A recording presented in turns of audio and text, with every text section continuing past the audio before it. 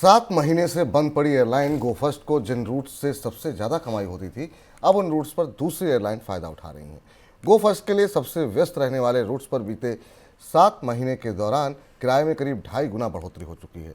कर संकट की वजह से गोफर्स्ट ने मई की शुरुआत में उड़ानें बंद कर दी थी और तब से एयरलाइन बंद पड़ी हुई हैं। सर, पहले 2 सवाल महत्वपूर्ण हैं। पहला तो ये कौन कौन से रूट्स हैं जहां पर ये किराए बढ़ते हुए दिखाई दिए, और दूसरा इस खबर से एयरलाइन सेक्टर के भविष्य को लेकर के क्या इंडिकेशन मिल रहा है? विपुल, गो फर्स्ट के पास करीब 54 एयरक्राफ्ट थे, जिसमें 26 पहले से ग्राउंडेड थे और उसके बाद प्रैट एंड विटनी के साथ विवाद के बाद गोयर ने अपने आप को बैंकरप्ट डिक्लेयर किया और गोयर पूरी तरह सर्विसेज से बाहर हो गई।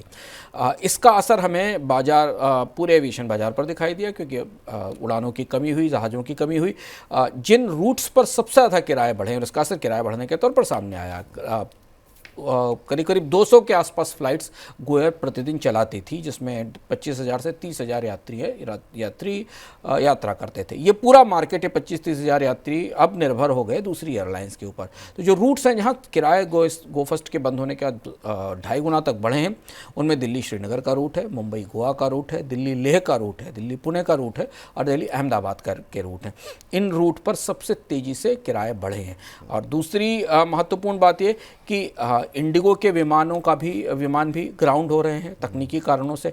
तो ऐसा माना जा रहा है कि अगले साल, यानी अब जो दिसंबर का महीना 2024 के दौरान भारत में ग्राउंडेड विमानों की संख्या और ज़्यादा बढ़ सकती है, जो अलग अलग वजहों से उड़ान नहीं भर पाएंगे। और ऐसी स्थिति में जो विमान किराए हैं उनमें बढ़ोतरी का एक और नया दौर आ सकता है। और इसका असर एविएशन सेक्टर पर किस तरह? एविएशन सेक्टर में पिछले दिनों में सबसे बड़ी हाइक हुई है।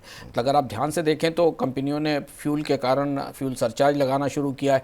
अब ऐसा लग रहा है कि सबसे बड़ी चुनौती भारत के एविएशन सेक्टर में यह है कि पर्याप्त एयरक्राफ्ट उपलब्ध नहीं है उड़ानों के लिए। और कंपनियां तो ख़त्म ही हो गई, जेट एयरवेज भी चलेगी, गोफर्स्ट भी चलेगी, तो बाजार भी अब सीमित रूप से 2-3 स्पाइस जेट की उड़ानें वैसे ही सीमित आधार पर चल रही हैं।